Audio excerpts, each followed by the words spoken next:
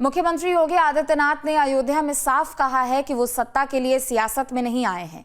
उन्हें सत्ता का मोह नहीं है, मंदिर के लिए ऐसी सत्ता को कुर्बान कर सकते हैं।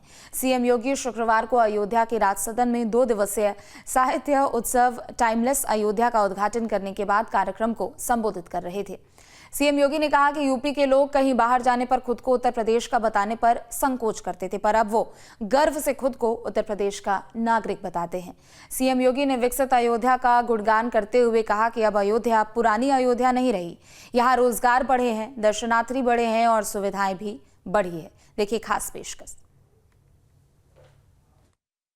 मैं आदित्यनाथ योगी ईश्वर की शपथ लेता हूं कि मैं विधि द्वारा स्थापित भारत के संविधान के प्रति सच्ची श्रद्धा और निष्ठा रखूंगा।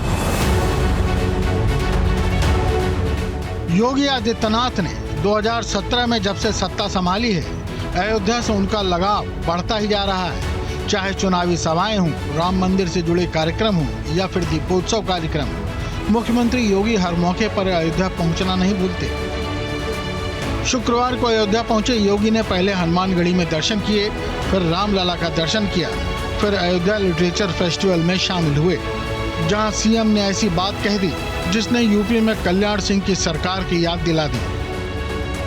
यद्यपि मेरी 3 पीढ़ियां श्री राम जन्मभूमि आंदोलन के लिए समर्पित थी, मुझे कोई समस्या नहीं थी, लेकिन शासकीय व्यवस्था जिस नौकरशाही से जकड़ी होती है, उस नौकरशाही में एक बड़ा वर्ग ऐसा था जो कहता था कि मुख्यमंत्री के रूप में अयोध्या जाने से विवाद खड़ा होगा। अपने का भी विवाद खड़ा होता तो होने दीजिए, लेकिन अयोध्या के बारे में कुछ सोचने की आवश्यकता है। फिर एक वर्ग ऐसा था जिसने कहा कि आप जाएंगे फिर राम मंदिर की बात होगी। तो मैंने कहा कौन हम सत्ता के लिए आए हैं, राम मंदिर के लिए सत्ता भी गंवानी पड़ेगी तो कोई समस्या नहीं होनी चाहिए।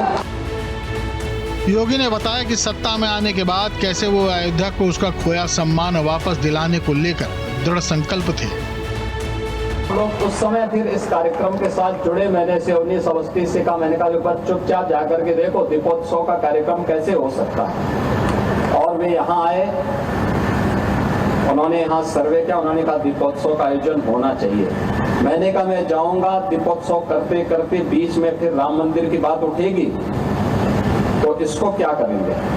उन्होंने कहा नहीं, कार्यक्रम हो इसके बारे में हम सबसे बात करते हैं और सबका सकारात्मक भाव हो। और आज आप देख रहे होंगे दीपावली के एक दिन पहले अयोध्या का दीपोत्सव अयोध्या का एक फेस्टिवल बन गया, एक पर्व बन गया है। लाखों की संख्या में श्रद्धालु आते हैं और मैं मानता हूं यह शुरुआत थी अयोध्या में राम जन्मभूमि बनने की शुरुआत थी, राम जन्मभूमि की आधारशिला रखने की एक शुरुआत थी। रामलला के दर्शन करने के बाद योगी कला और साहित्य महोत्सव पहुंचे थे, जहां उन्होंने 1148 युवाओं को 47 करोड़ का चेक बांटा। उन्होंने कहा कि अगर दृढ़ इच्छा शक्ति हो तो अवसरों की कमी नहीं है। प्रधानमंत्री ने भी कहा है कि भारत का युवा अब जॉब लेने वाला नहीं बल्कि जॉब देने वाला बन रहा है। आस्था भी आजीविका का माध्यम बन रही है।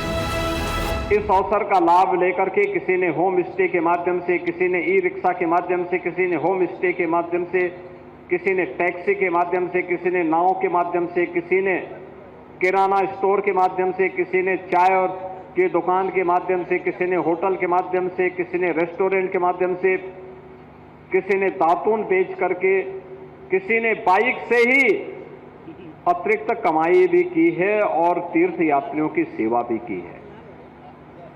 यानी हजारों लोगों के लिए नए रोजगार का सृजन भी हुआ। आस्था भी आजीविका का माध्यम बन सकती है।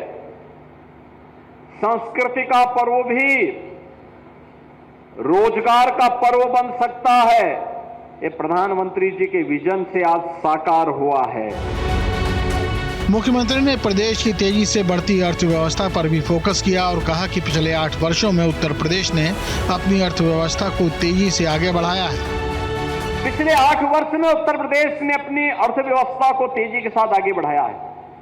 हमारी अर्थव्यवस्था जो पहले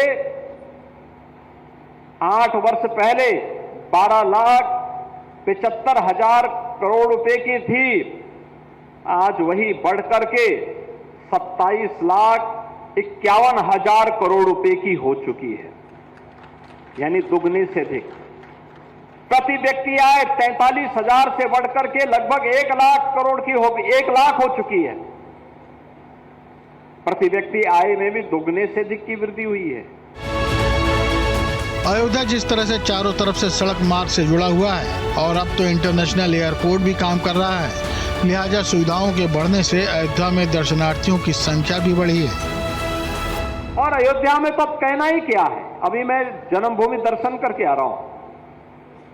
हजारों की संख्या में श्रद्धालु देश से आकर के यहां दर्शन के लिए लंबी लाइन लगाया हुआ है। आया है स्वाभाविक रूप से, हमारा अतिथि है, अतिथि की सेवा करना, उनकी सुरक्षा करना, उनको सुविधा प्रदान करना ये हमारा दायित्व है, लेकिन साथ साथ यह आजीविका का माध्यम भी बन रहा है। मुख्यमंत्री ने कहा कि अयोध्या वो अयोध्या नहीं रही जो पहले बिजली के लिए तरसती थी, अब वो बिजली खुद पैदा कर रही है।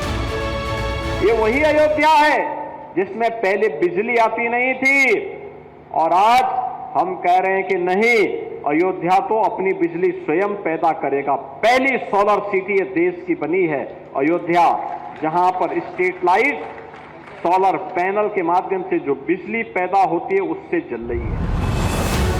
मुख्यमंत्री योगी का अयोध्या प्रेम जगजाहिर है। भले ही अयोध्या वासियों ने लोकसभा में बीजेपी को वोट न दिया हो, लेकिन योगी सरकार ने इसके विकास में कोई कोर कसर नहीं छोड़ी है, क्योंकि सीएम खुद कई बार कह चुके हैं कि उत्तर प्रदेश देश की अर्थव्यवस्था को बढ़ाने में अहम योगदान देने वाला है। मैं आदित्यनाथ योगी ईश्वर की शपथ लेता हूं कि मैं विधि द्वारा स्थापित भारत के संविधान के प्रति सच्ची श्रद्धा और निष्ठा रखूंगा। योगी आदित्यनाथ ने 2017 में जब से सत्ता संभाली है, अयोध्या से उनका लगाव बढ़ता ही जा रहा है। चाहे चुनावी सभाएं हों, राम मंदिर से जुड़े कार्यक्रम हों या फिर दीपोत्सव कार्यक्रम, मुख्यमंत्री योगी हर मौके पर अयोध्या पहुंचना नहीं भूलते। शुक्रवार को अयोध्या पहुंचे योगी ने पहले हनुमानगढ़ी में दर्शन किए, फिर रामलला का दर्शन किया, फिर अयोध्या लिटरेचर फेस्टिवल में शामिल हुए, जहां सीएम ने ऐसी बात कह दी जिसने यूपी में कल्याण सिंह की सरकार की याद दिला दी। यद्यपि मेरी 3 पीढ़ियां श्री राम जन्मभूमि आंदोलन के लिए समर्पित थी, मुझे कोई समस्या नहीं थी, लेकिन शासकीय व्यवस्था जिस नौकरशाही से जकड़ी होती है, उस नौकरशाही में एक बड़ा वर्ग ऐसा था जो कहता था कि मुख्यमंत्री के रूप में अयोध्या जाने से विवाद खड़ा होगा। अपने का भी विवाद खड़ा होता तो होने दीजिए, लेकिन अयोध्या के बारे में कुछ सोचने की आवश्यकता है। फिर एक वर्ग ऐसा था जिसने कहा कि आप जाएंगे फिर राम मंदिर की बात होगी।